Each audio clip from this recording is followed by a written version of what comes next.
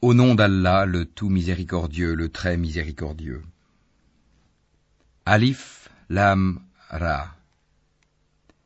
Voici un livre que nous avons fait descendre sur toi, afin que, par la permission de leur Seigneur, tu fasses sortir les gens des ténèbres vers la lumière, sur la voie du Tout-Puissant, du digne de louange. Allah, à qui appartient tout ce qui est dans les cieux et sur la terre, et malheur aux mécréants pour un dur châtiment qu'ils subiront.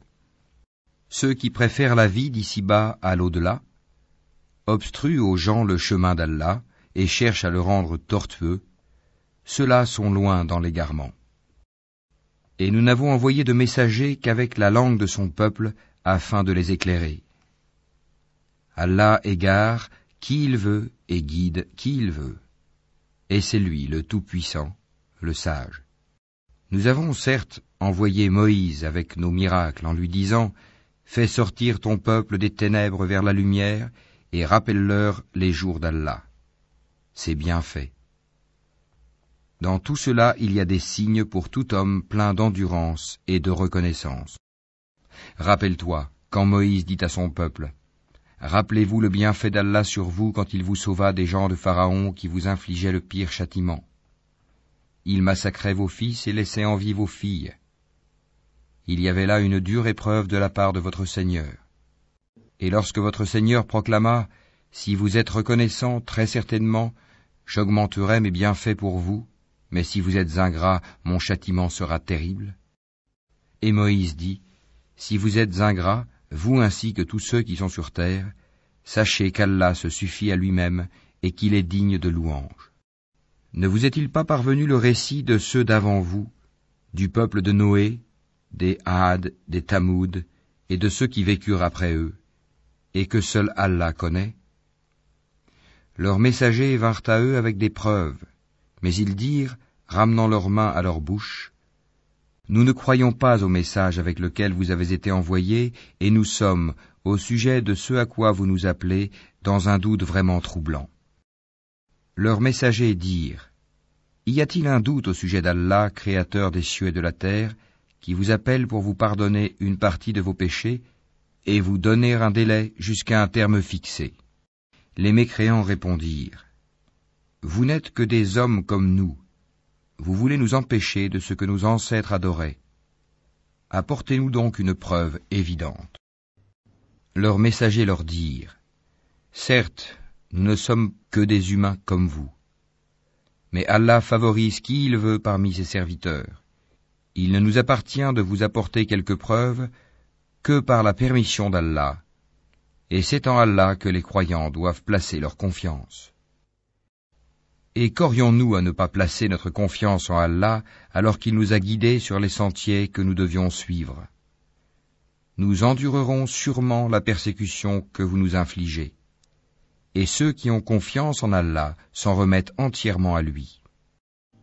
Et ceux qui ont mécru dirent à leurs messagers, « Nous vous expulserons certainement de notre territoire, à moins que vous ne réintégriez notre religion. » Alors leur Seigneur leur révéla, « Assurément, nous anéantirons les injustes, et vous établirons dans le pays après eux.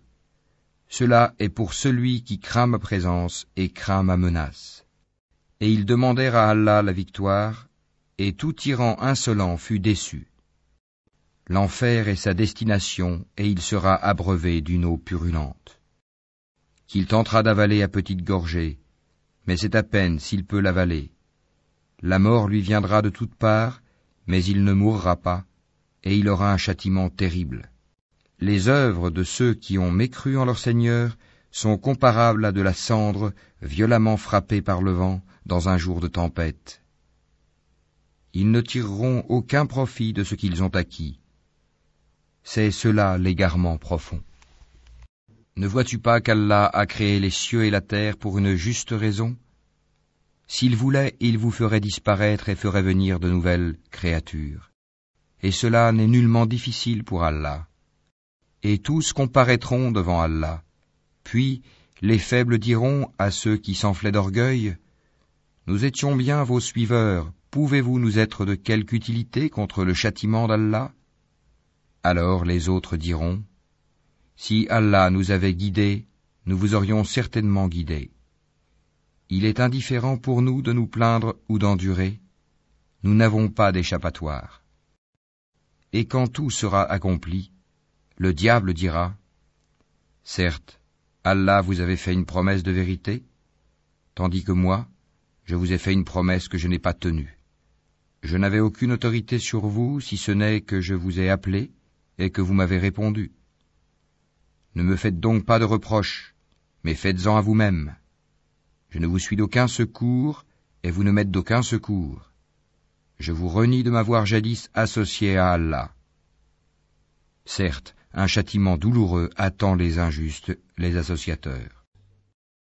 Et on fera entrer ceux qui croient et font de bonnes œuvres dans les jardins sous lesquels coulent les ruisseaux, pour y demeurer éternellement, par permission de leur Seigneur. Et là, leur salutation sera « Salam, paix ». N'as-tu pas vu comment Allah propose en parabole une bonne parole pareille à un bel arbre dont la racine est ferme et la ramure s'élançant dans le ciel? Il donne à tout instant ses fruits. Par la grâce de son Seigneur, Allah propose des paraboles à l'intention des gens, afin qu'ils s'exhortent. Et une mauvaise parole est pareille à un mauvais arbre, déraciné de la surface de la terre et qui n'a point de stabilité.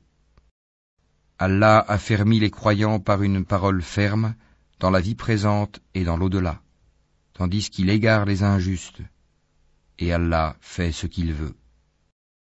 Ne vois-tu point ceux qui troquent les bienfaits d'Allah contre l'ingratitude et établissent leur peuple dans la demeure de la perdition?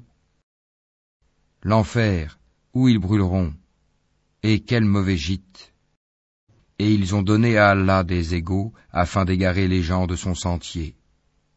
Dis, jouissez de cette vie, car votre destination sera le feu.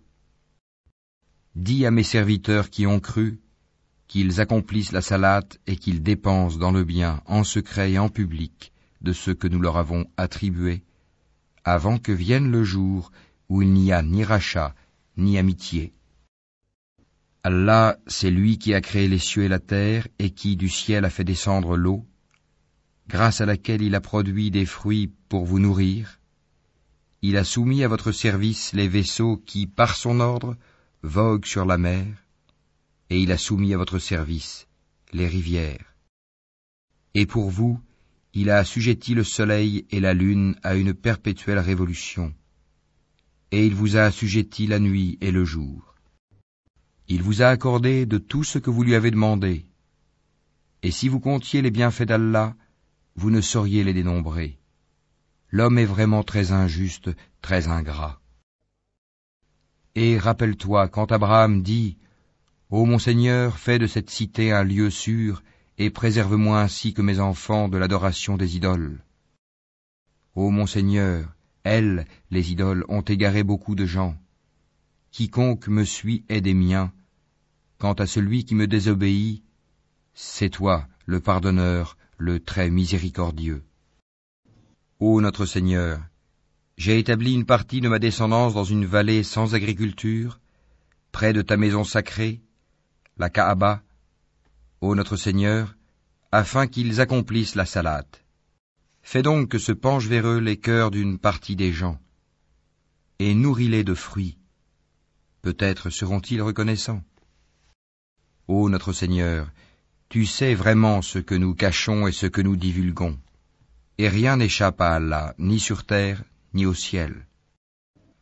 Louange à Allah, qui en dépit de ma vieillesse, m'a donné Ismaël et Isaac. Certes, mon Seigneur entend bien les prières. Ô mon Seigneur, fais que j'accomplisse assidûment la salate, ainsi qu'une partie de ma descendance. Exauce ma prière, ô notre Seigneur. Ô notre Seigneur, pardonne-moi ainsi qu'à mes pères et mères et aux croyants, le jour de la reddition des comptes. Et ne pense point qu'Allah soit inattentif à ce que font les injustes. Il leur accordera un délai jusqu'au jour où leurs regards se figeront. Ils courront, suppliant, levant la tête, les yeux hagards et les cœurs vides.